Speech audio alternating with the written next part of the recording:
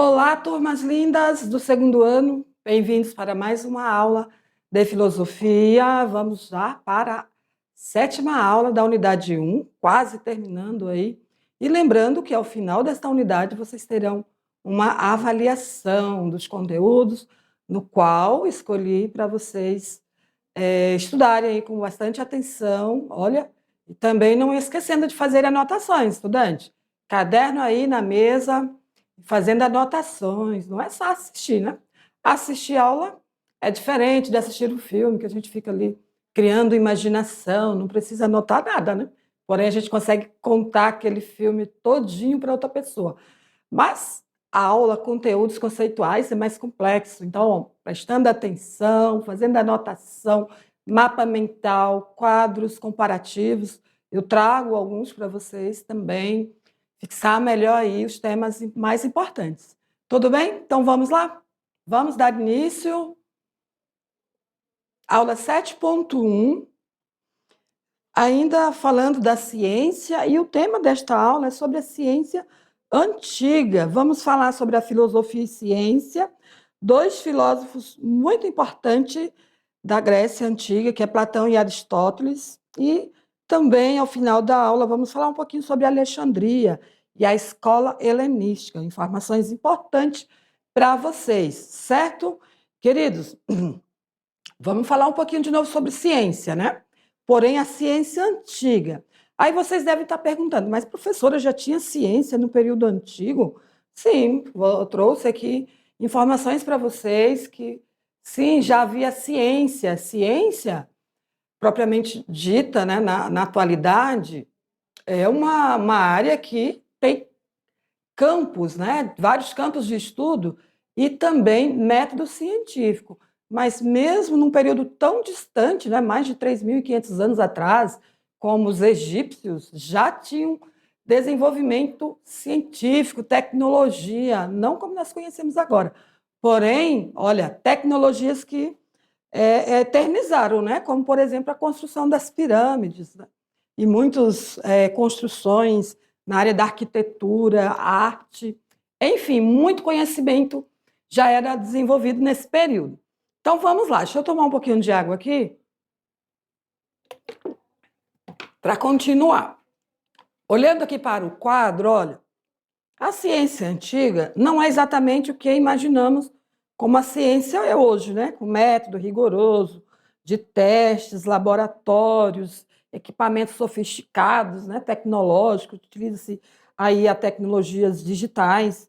Era, então, uma mistura da filosofia com observação direta e, muitas vezes, a espiritualidade, isso mesmo.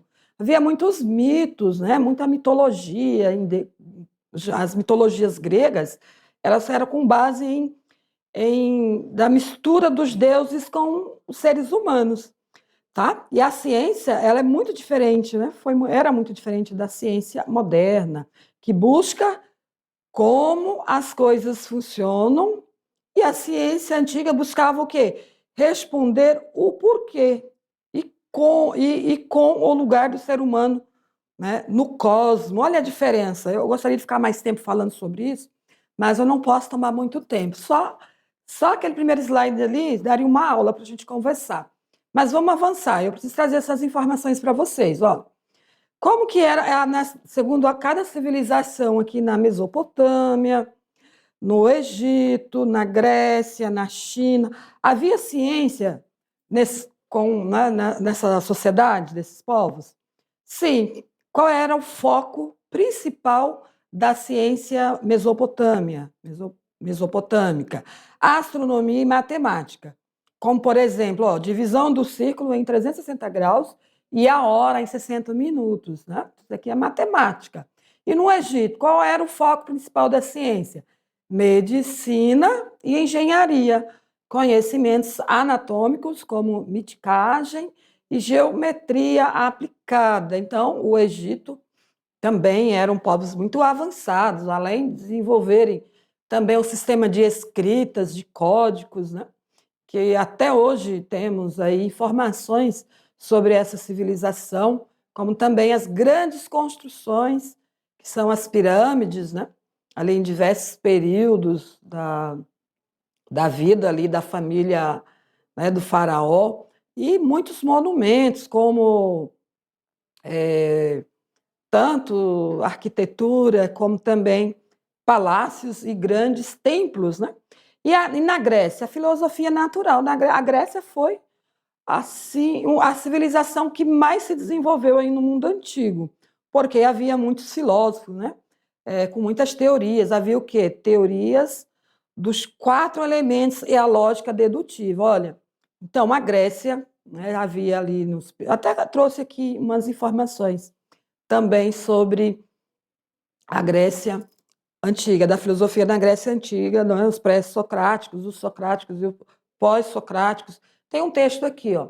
Quase tudo o que pensamos hoje sobre ética, olha aqui, não falei para vocês, ó, política, ciência, também o senso, né, de justiça, começou com esses pensadores egípcios, né? Os gregos, né? E também outras civilizações, né?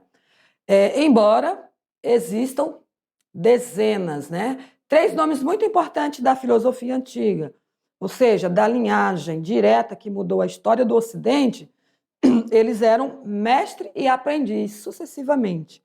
Quem foram os 3 principais? Sócrates, Platão e Aristóteles. Isso mesmo. Então, aqui é só um exemplo, pequeno exemplo, estudantes. Olha aqui para mim. Da ciência no período antigo, né? Vocês sabem que ali antes de Cristo, com datas ali de 3.500 a 4.000 anos antes de Cristo, ou seja, o período que o homem desenvolveu a escrita, rompe com a civilização pré-histórica, né? Rompe com o período pré-histórico. Apesar que lá na pré-história já havia muita tecnologia. Sim, eu ficaria um tempão aqui falando com vocês.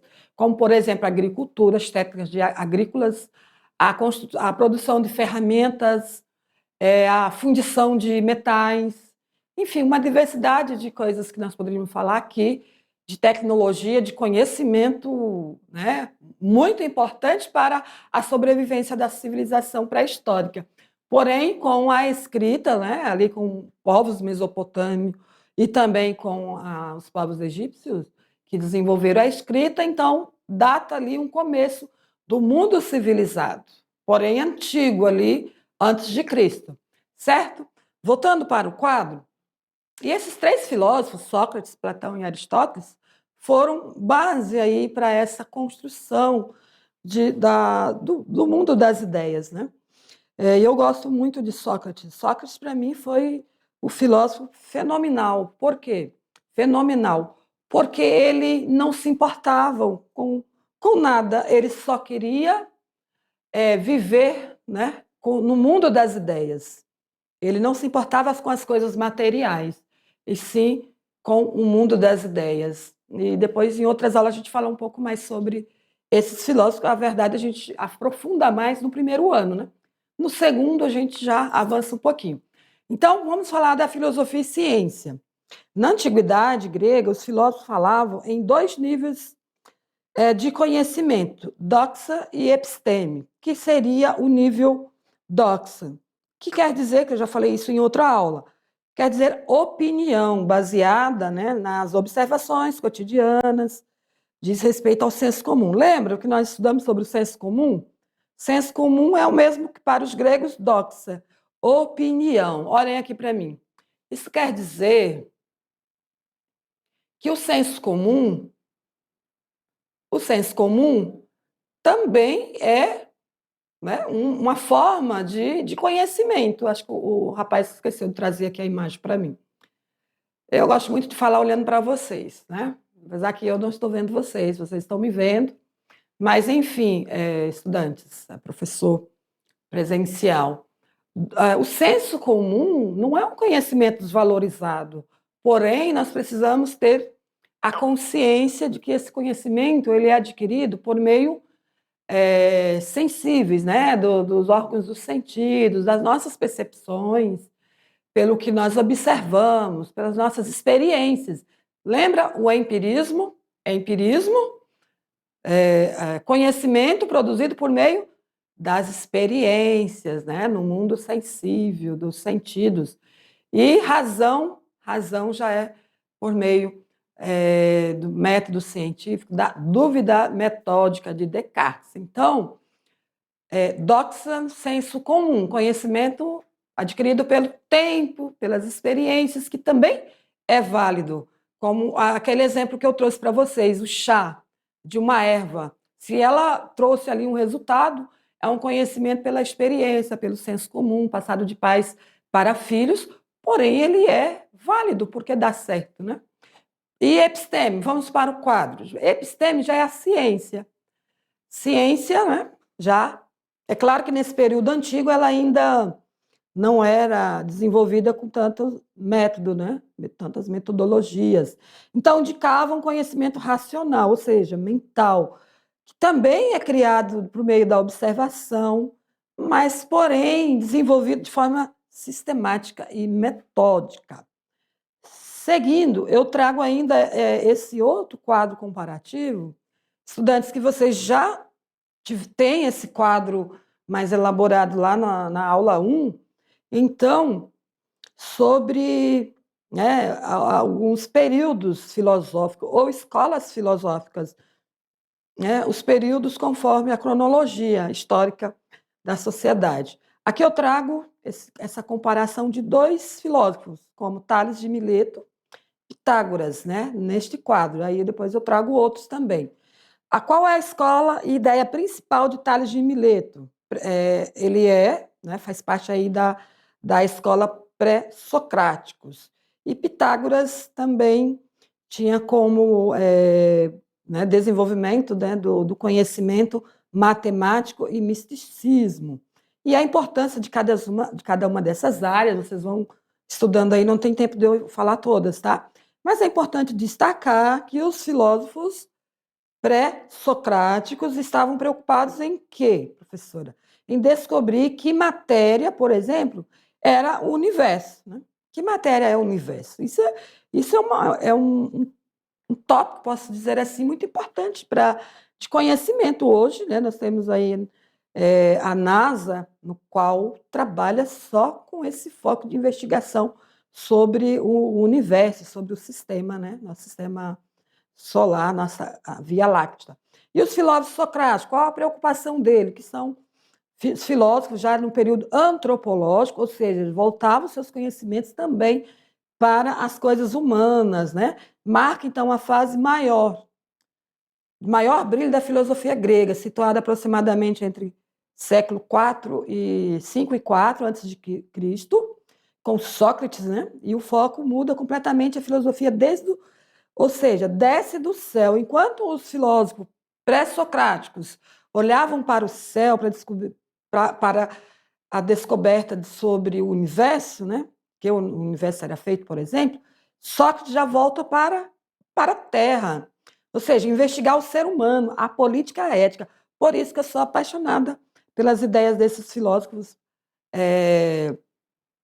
do período antropológico ou pós-socráticos, né, por exemplo, porque eles já buscam também, apesar que as duas áreas são muito importantes, né?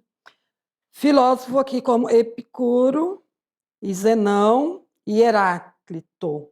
Cada um deles também tem uma escola, né, uma filosofia, uma corrente filosófica e a importância de cada uma delas, tá? Depois vocês podem fazer a leitura. Eu deixei isso aqui mais para nível de pesquisa, certo? Para vocês aprofundarem aí a leitura, o conhecimento. Mas nós não vamos abordar sobre esses filósofos aí, não. Hoje vai ser só, nesta aula, vai ser sobre Platão e Aristóteles. Aí nós temos aqui Hipócrates, né, também com desenvolvimento aí na medicina, Platão, que é período né, período socrático, na verdade, teoria das ideias, e Aristóteles, período da teoria dos 4 elementos de Empedocles. Olha aí. Platão, né, ele também buscava conhecimento na geometria e teorias cosmológicas. O interesse dele é elevar o conhecimento de simples opinião, doxa, para a ciência, episteme, e o conhecimento verdadeiro através da dialética. Platão é um filósofo no qual há muitos outros, né, tanto Platão como Aristóteles, que deu sequência na ciência moderna, né? Esses cientistas atuais, eles têm como base as teorias, né, de Platão e Aristóteles. E Aristóteles tinha como base, então, os estudos sobre física e astronomia. Discípulo de Platão, recusou o mundo separado das ideias platônicas. Então, vamos já focar em cada um deles. Vamos ver aqui o que diz as ideias de Platão. Ele traz o dualismo, o mundo sensível, que é o mundo imperfeito, e o mundo das ideias. Lá na escola, na academia de Platão, olha o que ele dizia. Existem os seguintes dizeres. Não entre aqui quem não souber geometria, porque ele tinha como principal ideia, né, a matemática, a geometria. Para ele, não tem como desenvolver um conhecimento se não tiver como base a matemática, a razão. Né? Para o filósofo matemático, é fundamental tornar possível o conhecimento, porque descreve, né, a matemática descreve as realidades não sensíveis e é capaz de dissociar dos sentidos e da prática. Olhem aqui para mim, vou tentar explicar para vocês rapidinho o que Platão quer dizer. Né? Para ele, não tem como desenvolver um conhecimento verdadeiro se não for com base na matemática, ou seja, a razão. Ele não está errado. Né? Claro que nem tudo nós podemos generalizar.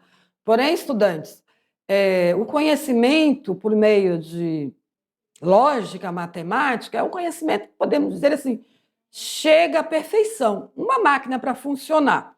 Uma nave, por exemplo, uma nave, né, que explora aí a atmosfera, né? Satélite. Essas máquinas foram construídas com conhecimentos lógicos, né? Deduções lógicas, ou elas não funcionariam, é isso mesmo.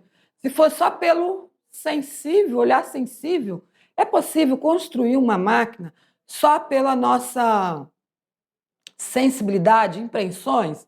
Eu consigo, por exemplo, montar um carro pelos sentidos? Não, vai ter que ter lógica, matemática, engenharia, física e muito mais, até a química, né? Então, estudante, é nesse sentido que Platão diz que por meio da matemática e da geometria podemos chegar a um conhecimento verdadeiro. É possível construir um palácio, né? Por exemplo, sem ter a lógica da geometria, da matemática, da engenharia? Vocês aí estão respondendo que não.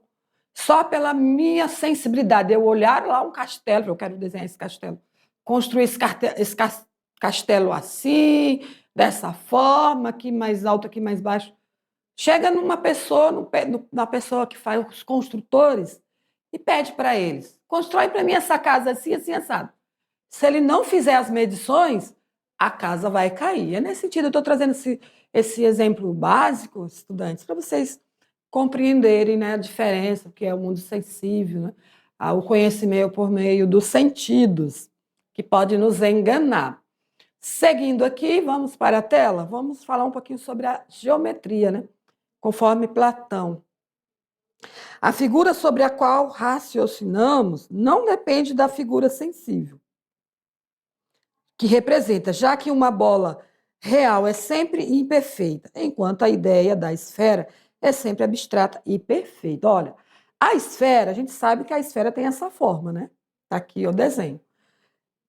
Seja ela pequena, média ou grande, enfim, ela vai ter essa estrutura, né? Essa forma geométrica. Agora, a bola, quando ela é feita, por exemplo, né, pelo o conhecimento sensível, vamos supor, a gente quer fazer a bola mais bonita, com traços, cores e vários desenhos, ela não vai ser perfeita, ela vai ser imperfeita. A esfera é perfeita, mas a bola, produzida já pelos sentidos, né, pela sensibilidade humana, ela já vai ser imperfeita. Aqui esse texto está dizendo sobre os escritos, né, de Aristóteles ou de Platão. Ele incorporou, então, nesses seus escritos, observações pessoais, conhecimentos recolhidos, né, de seus contemporâneos e predecessores, como os 4 elementos Empedócles e algumas teses dos pitagóricos. Então, foi Timeu, né? Em sua obra aí, que reúne, junto com Platão, também conhecimentos de vários filósofos da época. Pronto, já estudamos sobre Platão. Vamos agora partir para o segundo filósofo, Aristóteles. Aristóteles com foco na física e astronomia. Deixa eu tomar um pouco de água aqui. Enquanto isso, vocês vão lendo o texto aí, ó.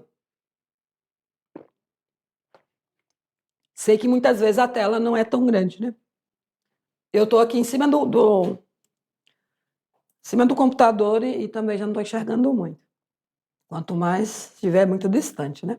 Então, Aristóteles, aqui tem uma escultura de Aristóteles, né?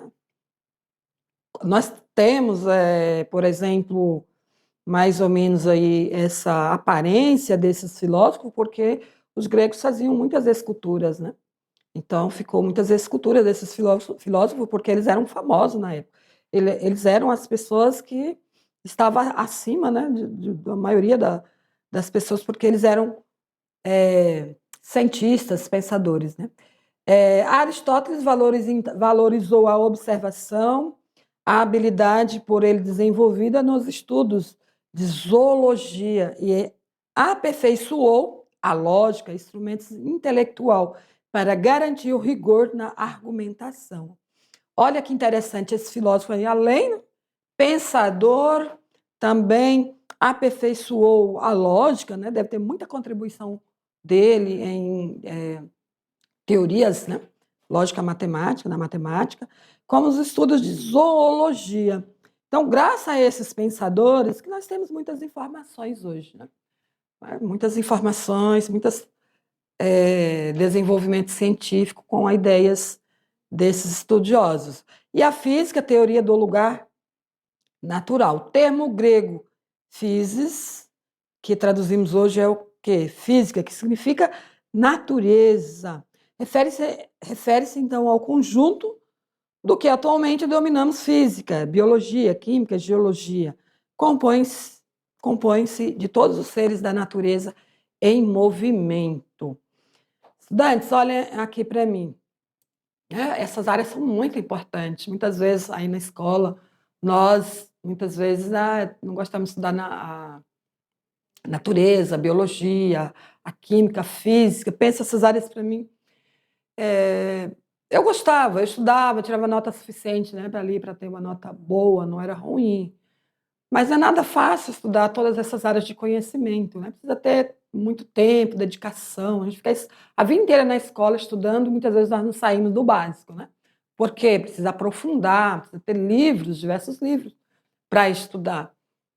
Então, na escola, nós vamos ter um currículo básico para que possamos ter ideias sobre essas áreas, porque vocês vão precisar nas áreas que vocês forem escolher para estudar. Né? Muitas vezes falam, eu não gosto de matemática, os estudantes falam muito. Não vou usar matemática para nada. Vai sim, se você for trabalhar engenharia civil, engenharia mecânica, engenharia, seja qual for, a própria matemática, vocês vão precisar saber matemática, língua portuguesa, né? Estudos da natureza, biologia. É natural dos seres humanos ter conhecimento sobre o mundo que está ao seu redor, né? Sobre a natureza que está ao nosso redor. Nós precisamos ter esse conhecimento. Olha, os filósofos desse período aí já faziam pesquisa nessa área. Continuando aqui, em sua obra Metafísica, vamos abrir mais a tela, Aristóteles explicava que o movimento é a transição do corpo, que busca o estado de repouso no seu lugar natural, para esclarecer como os corpos se encontram em constante movimento retilíneo em direção ao centro. Bem, esse texto aqui não está explicando nada com nada, né? Para aprofundar, precisaríamos estudar a teoria, né? A teoria dos corpos, né? Do lugar natural. Mas Galileu utilizou um experimento para compreender o porquê que a Terra não, por exemplo, não está parada, né? Os planetas estão aí flutuando, né? Por que que nada cai para cima, cai para baixo? Tem a ver com essa teoria dos corpos, dos movimentos, né? que Galileu descobriu mais tarde, que é a gravidade. E outros também, não estou dizendo que foi só ele, né? Então, nós temos aqui um outro quadro comparativo para que vocês possam estudar sobre as ideias de Platão e Aristóteles. Comparar esses dois filósofos gregos. Geometria. A geometria para Platão é o mundo verdadeiro. O mundo verdadeiro é matemático e ideal. Para Aristóteles, valorizava a matemática, mas defendia que o conhecimento começa pela observação da natureza. Então, Aristóteles já é mais empirista. E Platão, racionalista. E o tema da cosmologia, né? Os estudos do cosmo. O universo, para Platão, o universo foi criado por um grande artesão divino, né? Que é Deus. E o movimento circular é perfeito. Aristóteles diz que o universo eterno e geocêntrico. A Terra está no centro e os astros se movem. Então, Aristóteles defendia a ideia do geocentrismo, ou seja, a Terra está no centro e os astros, o Sol está ao redor. Mais tarde, Galileu comprovou que não, que é a teoria heliocentrismo. Nós vamos falar mais sobre isso também. A visão de mundo segundo Platão, dualismo, mundo sensível e mundo das ideias, que nós já estudamos também em outra aula, né? Mundo sensível, imperfeito. Por quê? As nossas sensibilidades podem nos enganar, então pode ser que esse conhecimento seja imperfeito. Mas a razão, ou o mundo das ideias, a racionalidade, lógica matemática comprovada é perfeita. Mundo único e real, para Aristóteles, composta de matéria e forma. A visão de mundo dele, né? Física, explicações mais matemáticas e abstratas. E para Aristóteles, física era baseada na observação. E astronomia, né? Os estudos dele sobre astronomia. Cosmologia é o estudo do universo. E astronomia é o estudo dos astros. Possuem movimento circular perfeito por serem divinos. Sistema geocêntrico com esferas celestes. Influenciou a ciência por séculos, né? Já pensou esses filósofos aí, num período tão distante, não havia, né? Microscópico, sofisticado, acho que não havia nenhuma luneta ainda, né? Eles conseguiam já entender que havia astros, né? Havia estudos da astrologia. Então, aqui um mapa mental, mas é desenhado aí para vocês, de Platão e Aristóteles, né? A filosofia antiga, conforme a visão de mundo de cada um deles. Ó, observe, a letra está bem pequenininha, mas dá para vocês observarem aí, ó. Para Platão, geometria, né? Os estudos dele é com foco na geometria, modelo de conhecimento perfeito, e Aristóteles, a física, baseada na observação, e tudo tem causa e finalidade. Cosmologia, para Platão, criado por um Deimurgo, né? Deimurgo quer dizer Deus, movimento circular é perfeito. E astronomia, para Aristóteles, universo geocêntrico, Terra, o centro, esferas celestes. Teve um período, até certa altura do período Alta Idade Média, né? Já quase ali finalizando, ainda tinha-se essa ideia de geometrismo, que a Terra era o centro, e havia alguns padres, filósofos, né? na era aí medieval, que acreditavam que a Terra era quadrada, né? Aí era mais distante ainda, né? Eles, pelo menos, acreditavam que a Terra era redonda, né? Mas eu lembro que a minha mãe falava para mim, Lidiana, tem uma teoria, uns estudos que diz que a Terra é quadrada, que um período da história aí que as pessoas acreditavam que a Terra era quadrada. E eu ficava assim imaginando, mas se a Terra é quadrada, então todo mundo que anda até o fim cai, né? Cai num abismo. Eu ficava pensando, né? É que nossos pais colocam cada coisa na nossa cabeça, às vezes, né? Tem que estudar para quebrar esses mitos, né? Então, até na minha infância, eu ouvia, né, os nossos pais falar sobre isso. Então, queridos, aqui nós temos a visão de mundo de cada um desses filósofos, né? E aí chegamos aqui a esse tópico, ó, o modelo geocêntrico. Ah, professor, explica melhor o que é um modelo geocêntrico. O modelo geocêntrico são as teorias astronômicas da antiguidade e da Idade Média que prevaleceu essa ideia que a Terra, né, era o centro, o modelo que concebe a Terra como imóvel no centro do universo. Ainda ela nem tinha movimento. É claro, se cada um de nós, por meio dos nossos órgãos dos sentidos, ou pela nossa sensibilidade, quem de vocês aí na sala de aula consegue falar para mim que a Terra não está movendo? Consegue provar que a Terra, ou que a Terra está movendo, por exemplo? Olhem aqui para mim. Na verdade, por acaso, eu, como criança, ficava assim, às vezes, tentando ver se a Terra estava girando, né? Quando eu já estava na escola e aprendi que a Terra girava, eu ficava assim, olhando para as nuvens, tentando ver a Terra girar. A gente não vai conseguir, pelos nossos sentidos, né? Por essa observação sensível, né? Por isso que Aristóteles, Platão dizia que o mundo sensível ele pode ser imperfeito, enganoso, porque nem tudo que a gente está vendo é a verdade, né? A Terra está girando agora quilômetros por hora, né? Vários quilômetros por hora, porém nós não estamos observando isso. Lá no Oriente, né? Por exemplo, está escuro e a gente não está vendo isso, né?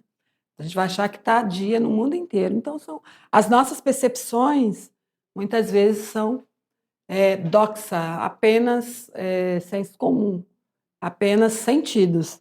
Voltando aqui, eu vou mostrar para vocês o mapa, aqui o desenho. Olhem aqui na tela, mais ampliado. Então, só lembrando aqui ó, que o modelo geocêntrico foi a visão de universo que predominou até 1500 anos. Né? A palavra vem do grego geo, que é terra, e kentron, centro. Ou seja, a teoria de que a Terra está imóvel no centro do universo. Aí eu tenho aqui a imagem mais ampliada. Olha, geocentrismo, a ideia está aqui na tela, né? A Terra aí,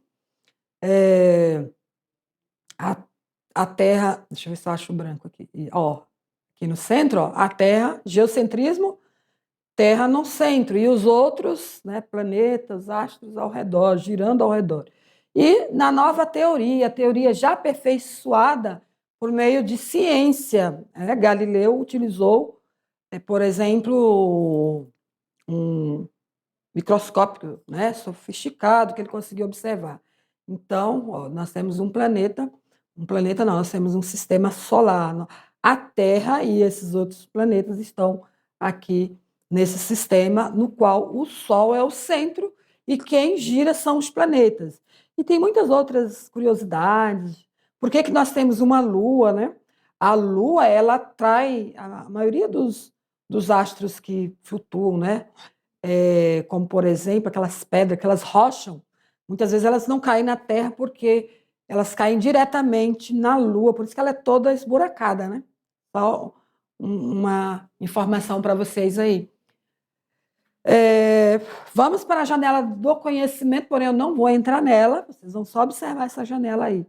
Essa janela, que é uma sala onde tem muitos livros, que eu deveria estar aqui no meio dela, mas a forma que eu estou trabalhando aqui, com o computador, não tem como eu ficar aí no meio dessa sala, né? Sala maravilhosa. Eu tenho uma sala com muitos livros assim, ó. Muitos livros. Eu vou passar a minha vida inteira, eu não vou conseguir ler todos.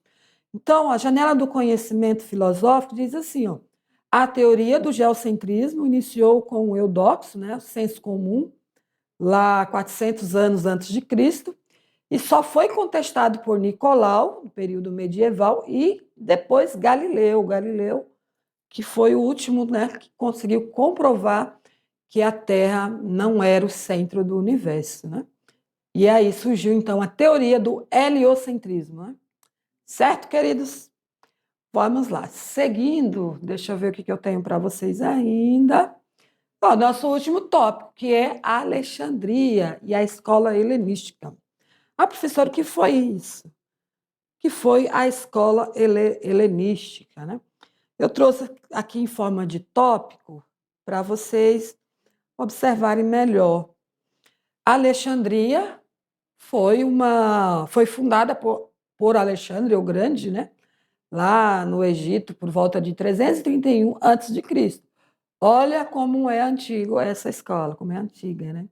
A biblioteca reunia milhares de papiro com conhecimento de, né? Alexandria era uma biblioteca, né? Que foi criada por Alexandre, lá no Egito. Essa biblioteca havia conhecimento, olha, de todas, praticamente diversas áreas. Ó.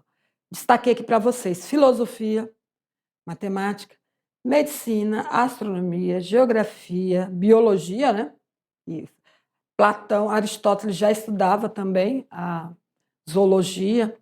Era o maior centro de pesquisa da antiguidade, com certeza também de política, de legislação, de justiça, de tudo que pensar, né?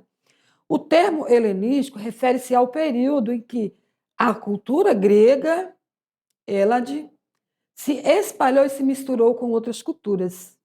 Então, por isso, é período helenístico, né? Essa mistura aí pela cultura grega com outras culturas. Qual foi a importância dessa escola, né? Ou dessa biblioteca? Qual é a importância histórica? Preservou e organizou o saber grego, egípcio e oriental, influenciou a ciência, a filosofia por séculos. A biblioteca sofreu incêndios e destruições ao longo do tempo, devido às guerras, né, invasões, principalmente dos né, daquele povo que queria invadir tudo, né, os romanos. E grande parte do conhecimento foi perdido. Então, né, havia muitas guerras nesse período. Olhem aqui para mim, para a gente finalizar. Então, não foi diferente no período moderno, as guerras, né, na Europa também destruiu muitas obras de arte, muitas construções antigas, né, graças, né, ao cuidado de alguns governos, né, conseguiram proteger alguns monumentos, como as pirâmides do Egito, né, foram preservadas, se mantêm preservadas, e muitos outros monumentos. Então, nós podemos ainda estudar, né, ter como exemplo esse conhecimento antigo. Ah, professora, mas eu não me interesso muito, não gosto desses conhecimentos antigos, eu gosto do que é atual. Mas o que seria nós, na atualidade, sem a história, né? Sem conhecer os nossos antepassados, sem ter base, né, no conhecimento antigo, que foi um conhecimento muito importante. Seria um vazio se não tivéssemos informações dos povos, né? Somente os pré-históricos, que foram eles que manteve a sobrevivência humana com as suas técnicas, com as suas ferramentas, né? E também descobertas de medicamentos, enfim, é o que nos manteve vivo, né?